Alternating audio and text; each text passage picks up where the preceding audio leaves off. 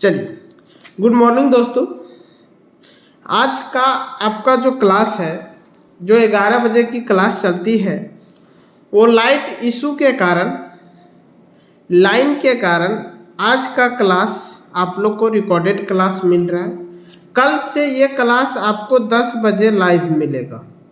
क्या 10 बजे से लाइव मिलेगा? ठीक है, चलिए 10 बजे नहीं, 9 बजे। कितना बजे? 9 बजे से आप लोग को लाइव मिलेगा ये वाला क्लास, कल से 9 बजे।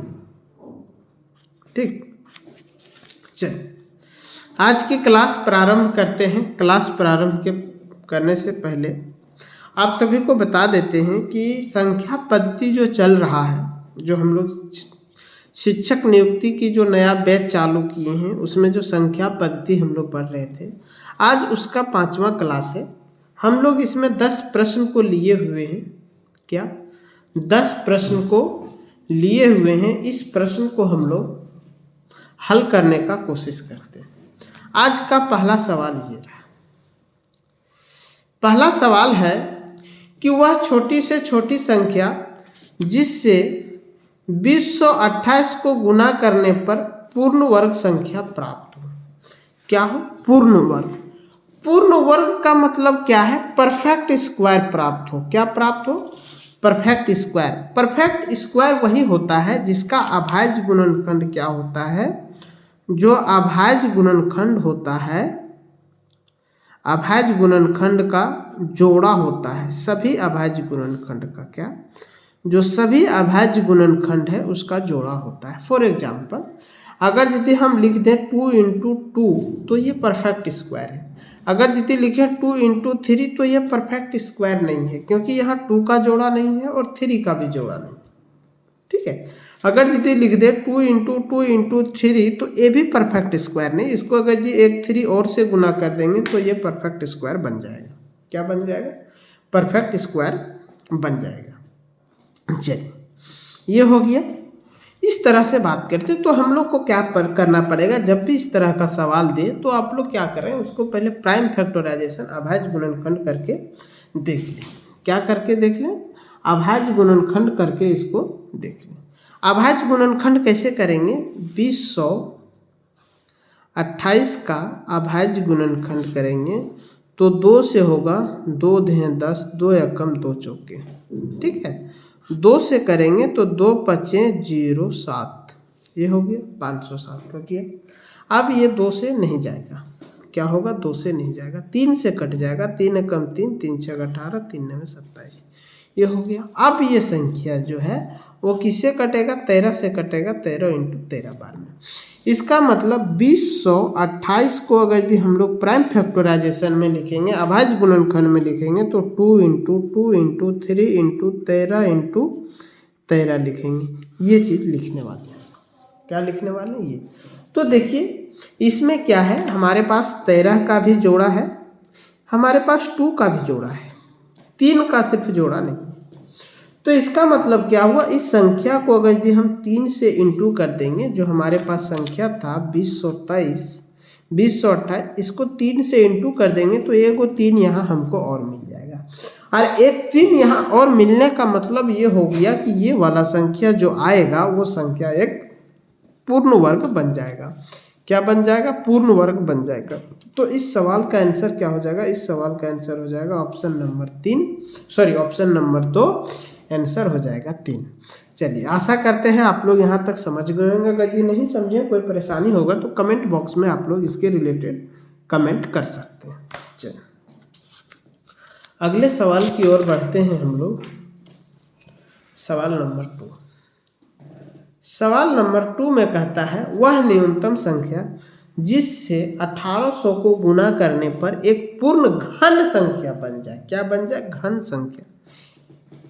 वह न्यूनतम संख्या जिसे 1800 को गुना करने पर एक पूर्ण घन संख्या बन जाए के अंकों का योग क्या होगा? के अंकों मतलब कौन ऐसी संख्या है जिसको गुना करने पर पूर्ण वर्ग बन जाए और वो संख्या जो है उसके अंकों का योग क्या है? देखिए, पूर्ण घन, यहाँ घन का बात किया है तो क्यूब में कौन होता है?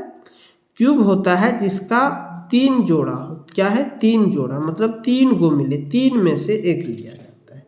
अगर यदि 3 इंटू 3 इंटू 3 है तो ये एक घन है, पूर्ण घन है।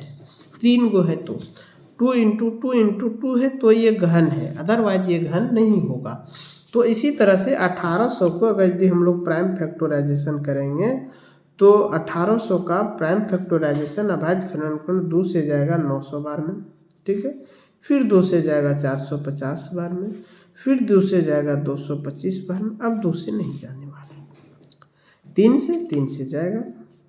3 छक 18, 3 छक 18 किया, ठीक। 3 सत्ती 21, 3 सत्ती 21, 3 पचे 15, 75 बार 3 से। फिर 3 से जाएगा, 3 दूनी 6, 3 पचे, अब 3 से नहीं जाएगा, 5 से जाएगा, 5 गुने 5। तो इसका मतलब ये हुआ कि 1800 को अगर यदि हम लिखेंगे तो लिखेंगे 2 into 2 into 2 into 3 into 3 into 5 into 5 लिखेंगे, ये मेरा संख्या आएगा। अगर यदि 1800 का अभाज्य गुणनखंड करेंगे तो क्या 1800 का अभाज्य गुणनखंड, देखिए अब यहाँ मेरे पास क्या आया, ये इसका तो जोड़ा मिल गया, इसका 3 गो नहीं मिला है तो एगो 3 यहाँ और चाहिए, इसका भी 3 गो नहीं मिला तो एगो 5 यहाँ और चाहिए हमको। लेकिन क्या गुना करना पड़ेगा? 15 गुना करना पड़ेगा। क्या करना पड़ेगा? 15।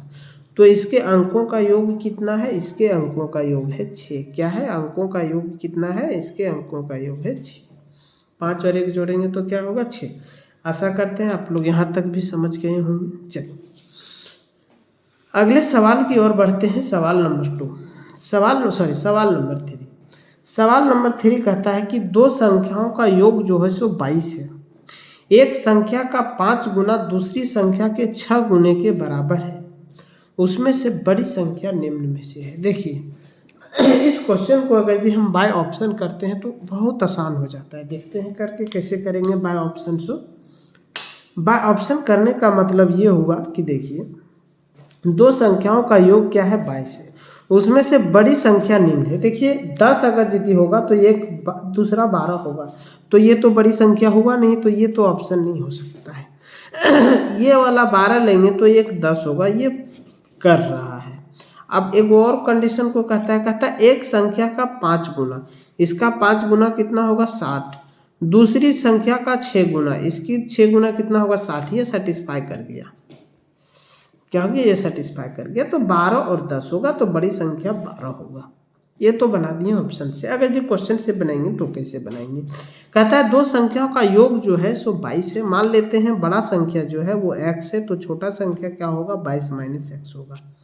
क्या होगा? 22 माइनस x होगा। अब क्या कहता है? इसका 5 गुना, इसका 5 गुना कितना होगा? 5x। इसके 6 गुने के बराबर है, तो इसका 6 गुना कितना होगा? 22 गुने x गुने 6 हो जाएगा। तो ये कितना हो गया? ये 5x बराबर 6 दूनी 12, 2 बाकी तुम्हें 1, 132 माइनस 6x हो गया। क्या हो गया? 6x। ये इधर आके जुटेगा तो 11x का मान हो गया 132, तो x का मान हो गया 132/11। 11 कम 11, 11 दूनी 22, ये हो गया 12 आंसर। इसका आंसर क्या हो गया? इसका आंसर हो गया 12। क्या हो गया? इसका आंसर हो गया 12। चलिए यहाँ तक हो गया। चलिए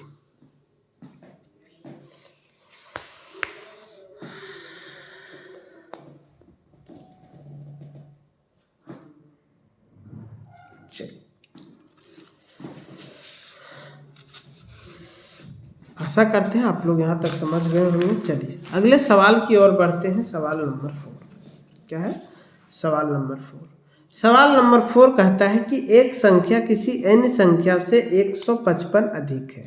क्या? 155 अधिक। उन संख्याओं का योग जो है सो 547 है। बड़ी संख्या क्या है?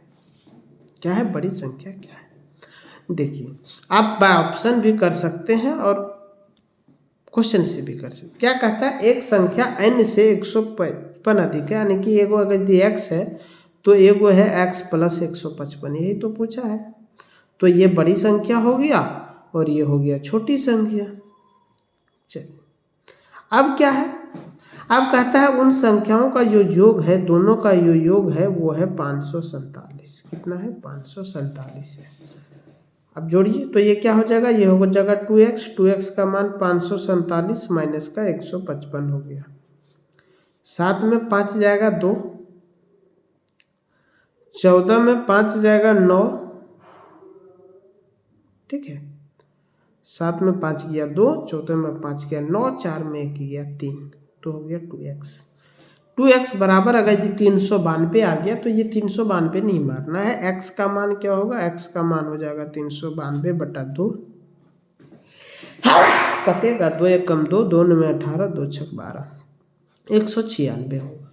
अब पूछा क्या है कि बड़ी संख्या क्या है, तो बड़ी संख्या क्या होगा? एक ये वाला होगा बड़ी संख्या। क्या हो जाएगा? 196 प्लस का 155 होगा, ये बड़ी संख्या होगा। 6 5 11, बाकी में 1 5 4 3, क्या हो जाएगा? 351। आप इस प्रश्न को बाय ऑप्शन के थ्रू भी कर सकते हैं। क्या कर सकते हैं? बाय ऑप्शन के थ्रू भी इस प्रश्न को आप हल कर सकते हैं। चलिए अगले सवाल की ओर बढ़ते हैं। सवाल नंबर 5 कहता है दो संख्याओं का योग जो है सो 78 है।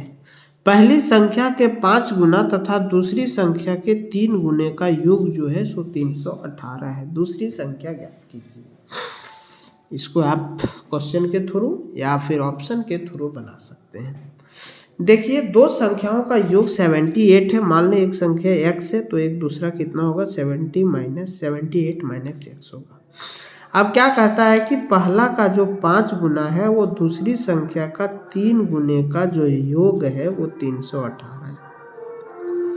क्वेश्चन की बात को हमने समीकरण के बाद में लिख लिया। अब इसको हल कर देंगे, आंसर मेरा आ जाएगा। कैसे हल करेंगे? देखिए ये हो जाएगा मेरा 5x प्लस ये ब्रैकेट टूटेगा तो ये यहाँ गुना होगा 8 और 24 के 4, बाकी तुम्हें 2 7 21 और 1 2 23 माइनस का 3x बराबर हो रही है 318। क्या हो गया? 318। ये घटेगा तो 2x का मान कितना हो गया? 318 माइनस 234, कितना हो जाएगा? 234। 18 में 4 गया 2, सॉरी 8 में 4 गया 4, यहाँ 11 में 3 गया 8, ठीक है, 84 बचेगा 2x। तो x का मान क्या हो जाएगा? x का मान हो जाएगा 42। क्वेश्चन क्या पूछा है कि दूसरी संख्या कितनी। अगर यदि एक संख्या 42 है, क्या है? एक संख्या कितना लिए थे? एक x था, एक था 78 माइनस x, तो दूसरी संख्या कितना होगा? 70x माइनस 42, तो इसका मान हो जाएगा 6 और 3 36, क्या हो जाएगा? 36। तो आंसर क्या मेरा हो जाएगा? आंसर हो जाएगा इसका 36 हो जाएगा। ऑप्शन नंबर 3 मेरा करेक्ट आंसर हो जाएगा। ये हो गया।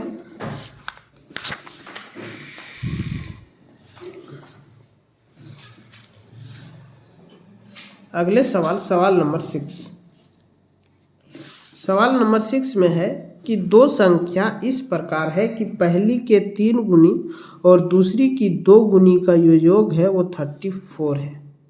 पहली की 3 गुनी और दूसरी के 5 गुने का योग जो है सो 58 है। दोनों संख्याओं का योग कितना है? ये सवाल है। देखिए क्या है, दो संख्या इस प्रकार है कि पहली की 3 गुनी, यहाँ दो संख्या है, और दूसरी की 2 गुनी, यानी कि संख्या मान लेते हैं x और एक संख्या मान लेते हैं y। तो क्वेश्चन क्या पूछा है कि दोनों का योग कितना होगा। भाग 1 में इसका कहता है कि पहली का 3 गुना, ठीक है, दूसरी के 2 गुना का जो योग है वो 34 है। और क्या कहता है कि पहली का 3 गुना और दूसरी का 5 गुना का जो योग है वो क्या है? वो 58 है। अब इस दो समीकरण को क्या करें? इस दो समीकरण को हल करें और x और y का मान निकाल दें कि दोनों संख्याओं का योग कितना होगा। अगर यदि हल करेंगे, अगर यदि 2 में 1 को घटाएंगे तो क्या होगा? यहाँ बच जाएगा 3y, ये कट जाएगा, बराबर इधर बच जाएगा 4 और 2 24, यानी कि y का मान आ जाएगा 8, आ जाएगा 8। अब y का मान आप 8 इसमें भी बैठा सकते हैं, इसमें भी बैठा सकते हैं। इसमें बैठाएंगे तो 3x प्लस 8 दूनी 24 दूनी 48, y का मान अगर 8 बैठाएंगे तो 8 दूनी 16, 16 का मान 34। इसको और हल करेंगे तो 3x का मान कितना जाएगा 34 में 16 जाएगा तो कितना बचेगा, ये बचेगा 18 और x का मान आ जाएगा 6। क्या आ गया, x का मान 6 आ गया और y का मान मेरा 8 हो गया। दोनों का सम पूछा है तो दोनों का सम हो जाएगा 8 और 6 14। चलिए 6 क्वेश्चन हो गए। अगले क्वेश्चन की ओर बढ़ते हैं। क्वेश्चन नंबर 7 कहता है दो संख्याओं को ज्ञात करें जिसका गुणनफल छोटी संख्या के वर्ग से 9 अधिक है। देखिए क्या कहता है कि दो लगातार संख्या को ज्ञात करें। लगातार बोल रहा है, क्या पूछा है कि जिसका गुणनफल जो है सो छोटी संख्या के वर्ग से 9 अधिक है। तो ऑप्शन से इसको करें या फिर क्वेश्चन से। ऑप्शन से कैसे करेंगे सो देखिए, लगातार पूछा है तो 8 और 9 7 और 8 9 और 10 11 सारा लगातार है। अब क्या कहता है जिसका गुणनफल, इसका गुणनफल कितना हो जाएगा 9 8 72। कितना हो जाएगा 9 8 72। अब ये पूछा है कि गुणनफल जो है सो छोटी संख्या के वर्ग से 9 अधिक है। छोटी संख्या का वर्ग कितना होगा 64। 64 से ये 9 अधिक है नहीं है। इसमें 9 जोड़ेंगे तो 73 हो जाएगा, तो ये हो नहीं सकता है। इसको गुना करेंगे तो 7 8 56 होगा और छोटी संख्या का स्क्वायर करेंगे तो 49 होगा। इससे ये 9 अधिक है नहीं है, तो ये भी नहीं होगा। इसको गुना करेंगे तो 9 दहन 90 होगा और छोटी संख्या का स्क्वायर 81 होगा और ये इससे 9 अधिक है, यानी कि ये सेटिस्फाई कर गया। तो इसका आंसर क्या हो जाएगा ऑप्शन नंबर 3 9 और 10। ये तो हो गया। अब अगर यदि हम लोग इसको क्वेश्चन से बनाना चाहेंगे तो ये कैसे बनेगा, देखिए क्वेश्चन से बनाएंगे तो लंबा होगा। अगर यदि प्रोसेस से बनाएंगे, प्रोसेस से कैसे बनेगा, दो लगातार संख्या मान ली, एगो संख्या x है तो एक होगा x + 1। लगातार तो यही होता है। कहता है इसका गुणनफल, तो इसका गुणनफल कितना होगा x और x + 1 होगा। जो गुणनफल है वो छोटी संख्या, क्या कहता है गुणनफल छोटी संख्या के वर्ग से 9 अधिक है। छोटी संख्या के वर्ग से 9 अधिक है, ये हो गया। अब इसको हल कर दे तो क्या हो जाएगा, ये यहाँ गुना होगा तो x² + x का मान क्या हो जाएगा x² + 9। x² कट जाएगा तो x का मान हो जाएगा 9। क्या हो गया 9। तो वो संख्या क्या बन के आ गया, वो संख्या बन के आ गया 9 और 9 + 1 10। क्या आया 9 + 1 10, ऑप्शन नंबर 3। चल अगला question, question number 8। Question number 8 कहता है किसी प्राकृत संख्या के घन में से उसका वर्ग घटाने पर जो परिणाम है सो 48 प्राप्त होता है, संख्या होगी, क्या होगी। कहता है किसी प्राकृत संख्या के घन में से उसका वर्ग घटाने पर परिणाम 48 होता है, संख्या होगी। प्राकृत संख्या के घन में से उसका वर्ग घटाने पर परिणाम 48 होता है। देखिए इसको बाय ऑप्शन भी कर ले, आसान पड़ेगा। घन में से उसका वर्ग, इसका घन कितना होगा, इसका घन अगर यदि 6 निकालेंगे तो होगा 216 और इसका स्क्वायर होगा 36। ये घटाने के बाद क्या 48 आ रहा है, नहीं आ रहा है, तो ये नहीं होगा। दूसरा इसका घन हो जाएगा 125 और स्क्वायर करेंगे तो होगा 25, ये भी नहीं होगा। 4 का घन हो जाता है 64 और स्क्वायर हो जाता है 16, घटाने के बाद 48 आ रहा है। इसका क्या हो जाएगा आंसर, ऑप्शन नंबर 3 हो जाएगा, 4 हो जाएगा। क्या हो जाएगा 4। चलिए ये हो गया। अगले क्वेश्चन की ओर हम लोग बढ़ते हैं। Question number 9। Question number 9। Question number 9 कहता है किसी प्राकृत संख्या के घन में से उसका स्क्वायर घटाने पर 100 प्राप्त होता है, तो वो संख्या क्या है। देखिए अभी हमने पिछले क्लास में जो देखा था, 5 का क्यूब निकाल रहे थे तो 125 आ रहा था क्यूब 5 का, और 5 का स्क्वायर निकाल रहे थे तो 25 आया था, और दोनों का घटाने के बाद कितना आया था 100। कितना आया था 100। तो इसका आंसर क्या हो जाएगा 5, ऑप्शन नंबर 4। ऑप्शन चेक करेंगे तो आ जाएगा ऑप्शन नंबर 4 इसका करेक्ट आंसर। चलिए अगले सवाल। सवाल नंबर 10 कहता है दो संख्याओं के वर्गों का योग जो है सो 386 है। यदि एक संख्या 5 है तो दूसरी संख्या होगी। क्या है? दो संख्या है, उसके वर्गों का जो योग है वो 386 है। अगर यदि एक संख्या 5 है तो दूसरी संख्या क्या होगी? मान लो एक संख्या 5 है और एक संख्या x है, तो दोनों का वर्ग निकालेंगे तो 5 का वर्ग होगा 25 और x का वर्ग होगा x²। और दोनों को ऐड करेंगे तो वो होना चाहिए 386। क्या होना चाहिए? 386। तो x² का मान क्या हो जाएगा? 386 में इधर 25 घट जाएगा तो 361 बचेगा। क्या बचेगा? 361। तो x का मान क्या हो जाएगा? x का मान हो जाएगा 19। क्या हो जाएगा? 19। Option number 2। चलिए आज हम लोग 10 सवाल कर लिए। कल से आप लोग को जो क्लास मिलेगा वो 9 बजे से लाइव मिलेगा। 9 बजे सुबह, 9 बजे सुबह मॉर्निंग में। चलिए सभी को गुड बाय, थैंक यू।